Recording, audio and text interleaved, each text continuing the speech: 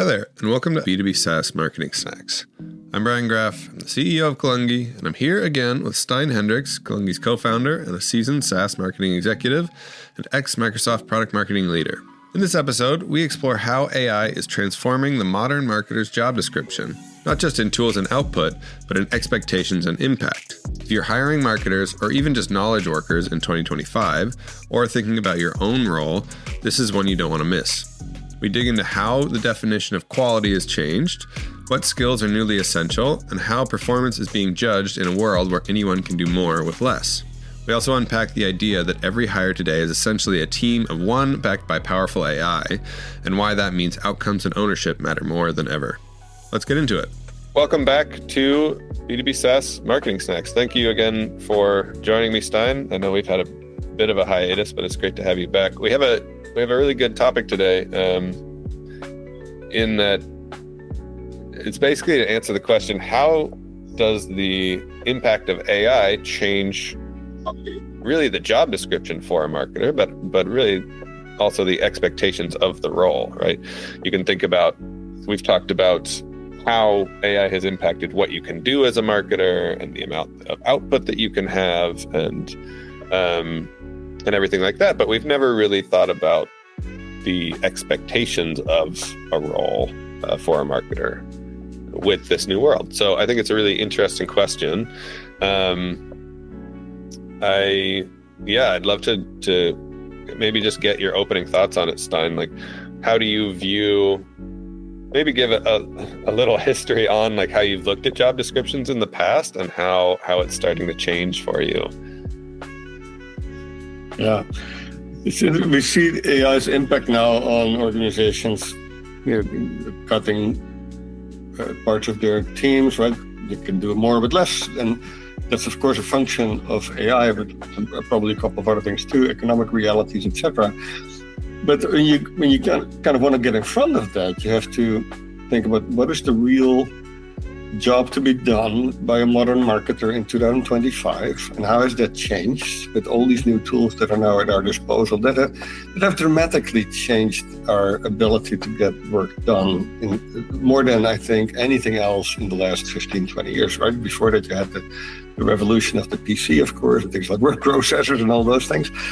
When I kind of look back at my career in the first, and by the way, this topic came to full in focus the last couple of weeks, Brian, as I had to rewrite and coach a couple of people on job descriptions from both marketing and sales personnel and leaders, both leaders and frontline team members. And I didn't really feel good about, I have so many templates and so many inputs that I've used over the years, and I didn't feel good about any of them. Because when I look at, for example, the evolution of OKRs the last couple of quarters, right, as kind of tools allow us to do more, they've definitely changed, the bar of what good looks like for a marketer, right? And the job descriptions that didn't reflect that. So that's how I started to think about this. No, please. I think it is really interesting, looking at your standard job description. I want to say that a lot of even just looking at the responsibilities section of a job description, I feel like it's very easy to, in the previous life, to put a lot of activity-based items in there, right? Like, publish X amount of content, like run X campaigns across, whatever channels. And I feel like with this new landscape that we're working in, that's almost not valuable anymore, right? It's not really that relevant. I think it does need to be much more about what do you need to be fully responsible for? What do you need to own? What outcomes do you need to own? What do you need to drive for the business? And pushing, leaving the tactics and the activities, right, much more to the person and the tools that they use. I also, the way that I look at it, especially with this new landscape, is that almost if you're going to hire somebody who's capable and not maybe an intern, but maybe also an intern, you almost need to look at them like you're hiring a small team.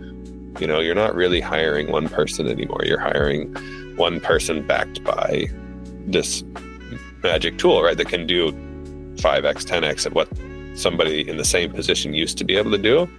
And so it's almost, to me, it doubles down. What outcome do you need to drive, right? What result do you need to drive?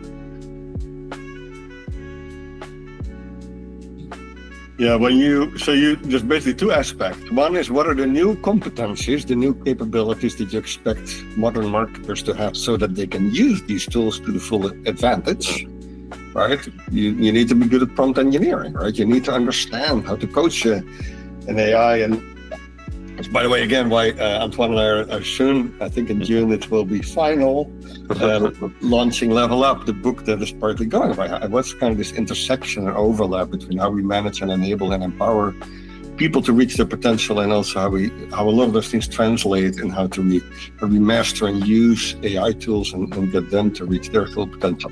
Mm-hmm. So, get back to the job description. So a couple of new competencies that you would add to a job description, right? Your ability to manage and master AI tools, your ability to provide what I like to call great signal noise ratio, right? If you think of how do you get the most out of these tools, often it is about the quality of the big M marketing input, right? The quality of your personas, the quality of your strategy, the quality of your campaign kind of creativity that will define, and the quality of how you've customized your LLM to have the right voice, right, and all that will define what the quality of those outputs will be, right? If it's gonna all be bold and bulleted and look like a GPT campaign versus really a very interesting, great creative piece of marketing work that was just enabled and maybe was done at a higher speed because you were able to use all these tools.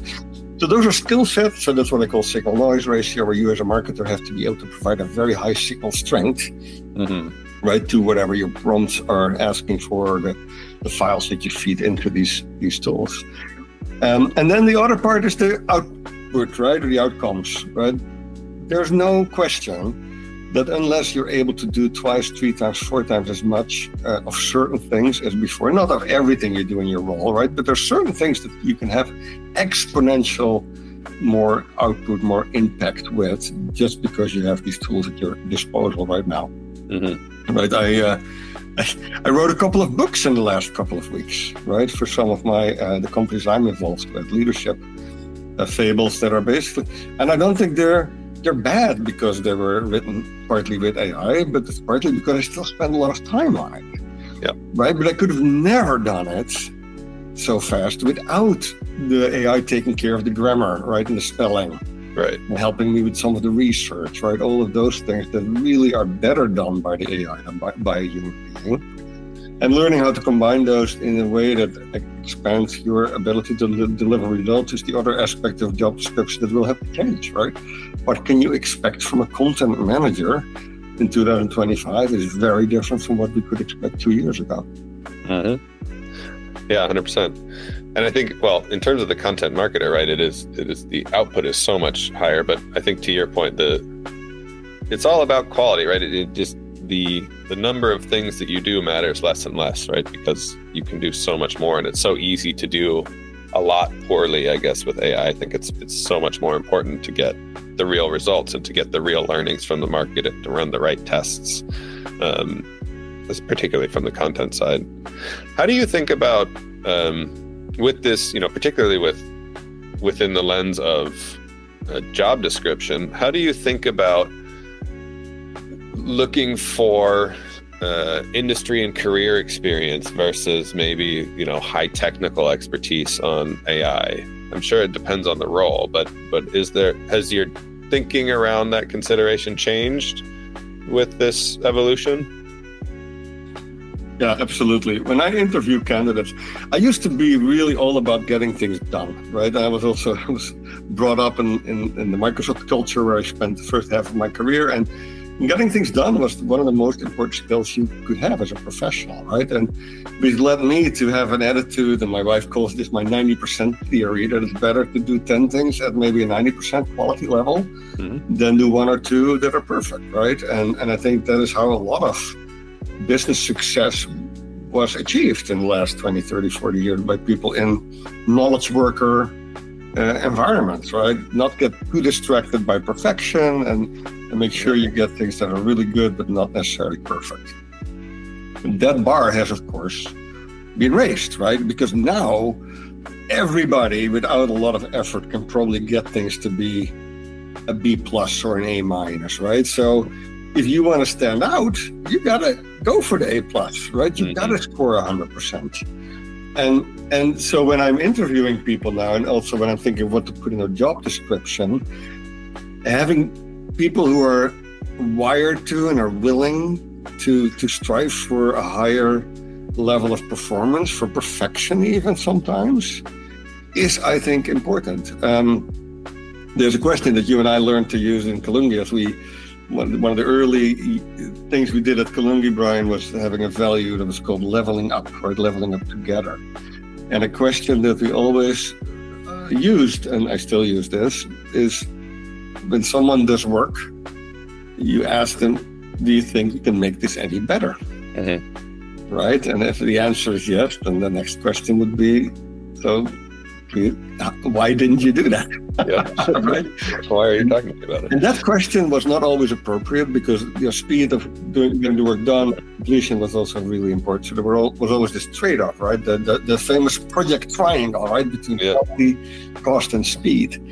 That triangle actually has changed, right? The ability to do things fast has gone up, right? Quality has actually gone up when it comes to things like grammar and spelling, right? I think that's where people get a lot of help from these tools.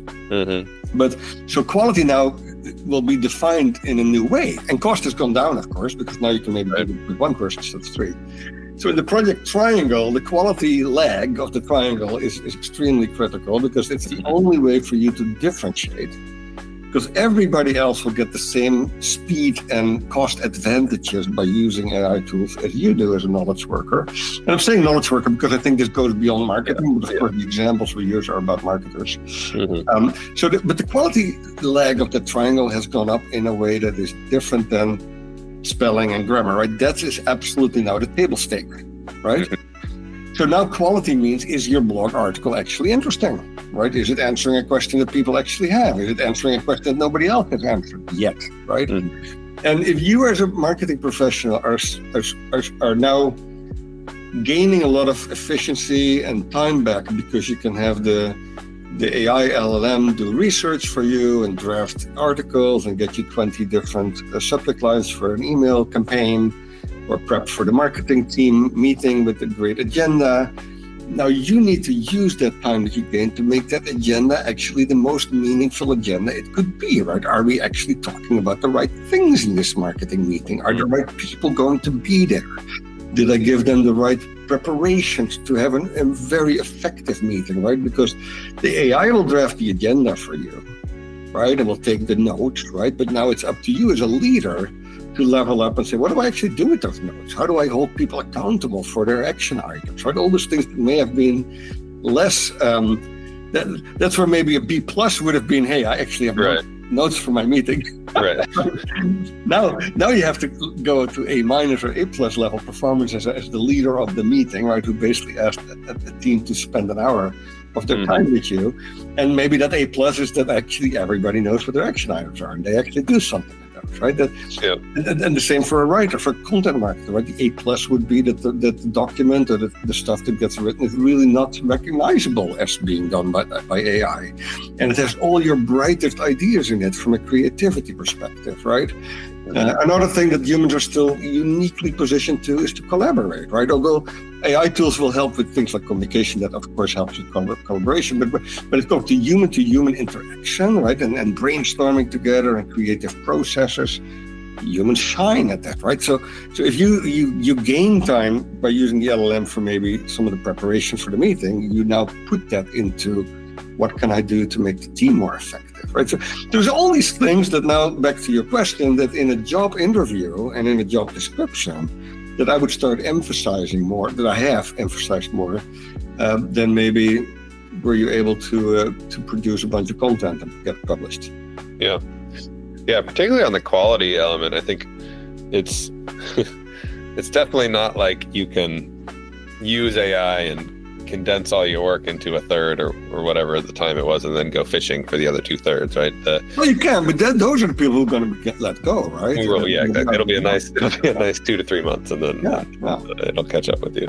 But I think that really, to your point on the quality piece, it's all about having that critical eye and being diligent, knowing exactly what you want, right? And always asking yourself that question of how can I make this better, more valuable, more relevant, and putting yourself and your tools through the paces to make sure that you get there. I feel like in the past it was more about, I guess, brute force was respected more, if that makes sense, of like, hey, this person stayed up until 3 a.m. doing this presentation or something, right? They should be commended for that, and it almost gets taken off the table because of AI. So it is all about quality, and I think less about effort. And the other aspect to that, but one of the things we've spent time on other podcast episodes, Brian, is that all we have as professionals, as knowledge workers, is our reputation, right? If you think of our professional equity, the value of our how you measure the value of kind of what you bring to the workplace, your career, the brand equity of you as an individual contributor, it's your reputation, right? And so now that everybody is able to write correct English and do it at a relatively high speed and be able to brainstorm about a lot of interesting ideas, you have to stand apart in new ways, and that's your reputation at stake, right? Yeah. So maybe we can use a content marketing job description as an example. Like, what would be the specific additions or edits that you would make to a roles and responsibilities, or even an experience to kind of modernize that? Yeah, I would. So first, on the outcome side, I would make it very clear that what used to be great is now maybe mediocre, right? When it comes to the impact on demand gen, the impact on content leadership, the impact on having a brand, online brand presence, right? What you do with your social media channels, how much video is part of your strategy, because all of those things are now so easy to produce. So that's, I guess, quantity. And quality, both along the lines of how do you use all these new tools in a way that it's going to improve the level of quality and our reputation, but also the ability to basically use all the time to get to A+ level performance. And so things like showing up high in the LLM search results, or being able to get a bunch of subscribers to a podcast, right? Those outcomes, I think, can be, the bar can be raised significantly, because I can now expect someone to deliver a weekly podcast episode that has a lot more content and creativity behind it and interesting things than I could maybe a year ago. I could actually expect someone to publish a 300-page book every month if I thought that would be the right tactic for a company, right? Because that's very doable. Getting it live in Amazon, etc. And of course, the book would have to have good quality, but not have to be just an AI-generated set of pages. Right. So yeah, the job description, I will mention those examples. Yeah. I think that I would also just add one thing to that, is that I would want them to be focused, just to use content marketing as an example, to be focused so much more than maybe I would have in the past on testing, on getting feedback from the market, on things like that maybe I would have been more tolerant of it being less of a priority because of the amount of time that content takes. Yeah, for example, if you do email nurturing, right, or outbound email campaigns, right, it's no longer acceptable for an account-based marketing team member, a BDR, to not sending out multiple email variations, have them in A/B test mode all the time, testing a lot of different subject lines, testing a lot of different lengths of email. Because the LLM can make that so easy, right? Mm-hmm. And it's not about auto-generating every email. No, you write emails that have a ton of your intellect behind them, right? What are the things these people that I'm trying to reach out to are actually interested in? What do they care about? Mm-hmm. How do I put myself into this? How do I put effort into creating really good lead magnets, right? All those things you need to do. But then it's really easy to have 5 different versions of that email that you wrote with all your own personal ideas. And so that's no longer optional. Yeah. Right? Yeah, 100%. I mean, I do think that this perspective on hiring and job descriptions in general is a must right now for where we are, right? You can't put the same expectations that we had, 3 to 5 years ago on your marketing hires and expect them to be successful, right? Or you to be successful. I think we have to evolve with the times, and this is definitely the way to do it. Yeah, I think there's a couple of things that you expect every knowledge worker, every productivity worker to do, right? Making sure emails with the right amount of AI help are just perfect. There's no reason for emails not to be really good anymore, right? Mm-hmm. The same for content that you create, or meeting notes that you take, or meetings that you prepare. Those things are now, if you don't have those things buttoned up and done really well, you're going to basically fail at your job, right? And then on top of that, you build all these things that with a little bit of extra creativity, with the extra time that you can put into human relationships and strategic ideation, you can absolutely level up the all-up performance of you together with all the AI tools around you. Yeah, absolutely. I think that's about as good of a place to stop as any. Any final thoughts from you, Stijn? Whenever you find yourself using AI tools, ask yourself the question, can I make this any better? Right? Before you are tempted to publish the blog, to send out the email, is there any way I can make this better by just using the time that I just gained by using the LLM to just put my own best energy and effort into making this as good as I can?